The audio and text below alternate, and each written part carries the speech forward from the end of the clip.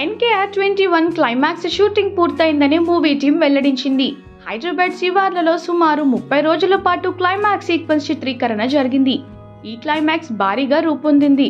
దీనికోసం విశాలమైన ప్రదేశంలో భారీ సెట్ వేశారు. ఈ సెట్ ను బ్రహ్మకడలి డిజైన్ చేశారు. క్లైమాక్స్ కోసం కళ్యాణ్ రామ్ కొన్ని రిస్క్ స్టంట్స్ కూడా చేశారని సమాచారం. క్లైమాక్స్ సీక్వెన్స్ ను సుమారు 1000 మంది ఆర్టిస్టులతో భారీగా చిత్రీకరించారు మేకర్స్. సుమారు నెల రోజుల పాటు సాగిన ఈ క్లైమాక్స్ సీక్వెన్స్ కోసం 8 కోట్ల భారీ బడ్జెట్ ఖర్చయింది. సినిమాకు ఇది ముఖ్యమైన అట్రాక్షన్ గా ఉంటుందని టాక్.